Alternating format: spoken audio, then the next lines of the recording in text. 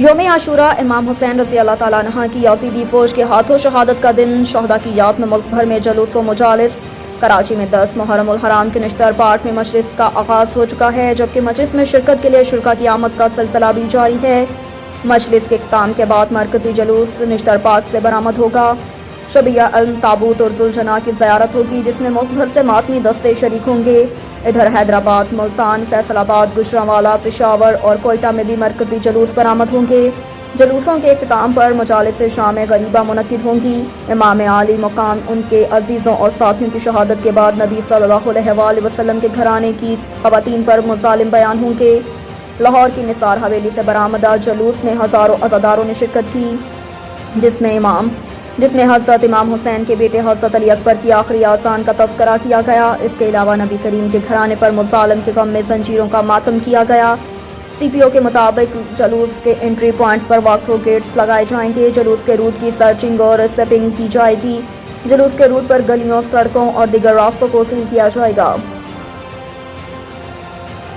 لاہور، فیصل آباد، شیخو پورہ اور گوجرانوالہ میں موسلادھار بارش۔ لاہور میں گزشتہ رات سے شروع ہونے والی بارشوں سے سڑکیں سیلاب کا منظر پیش کر رہی ہیں، جس سے موٹر سائیکل سواروں اور گاڑیوں کو آمد رفت میں مشکلات کا سامنا۔ شہر میں سب سے زیادہ بارش گلشن راوی میں 155 ملی میٹر ریکارڈ کی گئی، جبکہ پانی والا تالاب 144، نشتر ٹاؤن 104 اور لکشمی چوک میں 101 ملی میٹر ریکارڈ کی گئی۔ لاہور میں موسلادھار بارش کے بعد لیسکو کے 95 فیڈرز سے معطل ہونے والی بجلی کا سلسلہ مرحلہ وار بحال کیا جا رہا ہے اور اب تک 75 فیڈرز پر بجلی بحال کر دی گئی۔ دوسری جانب گوجرانوالہ شہر اور گرد و نواح میں بارش کا سلسلہ جاری ہے، جہاں موسلادھار بارش کے باعث شاہراہیں پانی میں ڈوب گئیں۔ پی ڈی ایم اے نے پنجاب کے مختلف اضلاع میں 1 اگست تک طوفانی بارشیں جاری رہنے کی پیش گوئی کی ہے۔ خواجہ آصف کہتے ہیں نگران وزیر اعظم کے لیے 5 نام شارٹ لسٹ کر لیے۔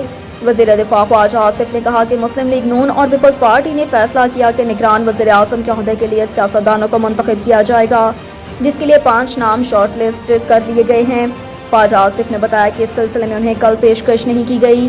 وزیر دفاع نے مزید کہا کہ پاکستان مسلم لیگ نون اور پاکستان پیپلز پارٹی نے مل کر اس حوالے سے 4 سے 5 نام شارٹ لسٹ کر لیے ہیں، جبکہ نگران وزیر اعظم کے لیے کوئی ایک نام 1 ہفتے میں فائنل کر لیا جائے گا۔ خواجہ آصف کا کہنا تھا کہ اس سلسلے میں اتحادی جماعتیں مشاورت کے بعد فیصلہ کریں گی۔ میرے نزدیک ہمارے لیے بہتر ہے کہ الیکشن 90 روز میں ہو جانے چاہیے۔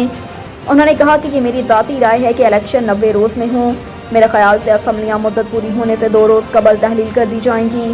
وزیر دفاع نے ایک بار پھر واضح کیا کہ نگران وزیر اعظم کے لیے اسحاق ڈار کا نام تجویز نہیں کیا گیا اور نہ ہی انہوں نے خود ایسی کوئی خواہش ظاہر کی ہے۔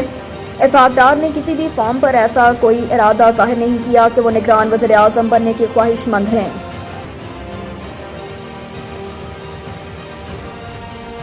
چین کے نائب وزیر اعظم کل پاکستان پہنچیں گے۔ ترجمان دفتر خارجہ کا اس حوالے سے کہنا ہے کہ چینی نائب وزیر اعظم ہی لیفٹننٹ حکومت پاکستان کی دعوت پر دورہ کریں گے۔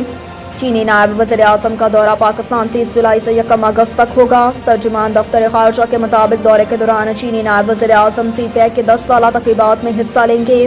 چینی نائب وزیر اعظم سی پیک کی 10 سالہ تقریبات میں مہمان خصوصی کے طور پر شریک ہوں گے۔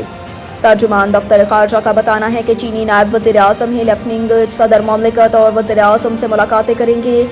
دوسری جانب وفاقی دارالحکومت اسلام آباد میں چینی نائب وزیر اعظم کی آمد کے موقع پر 2 روز کی تعطیلات کا فیصلہ بھی کیا گیا اور اس حوالے سے ضلع انتظامیہ نے وزارت داخلہ کو سمری بھی ارسال کر دی۔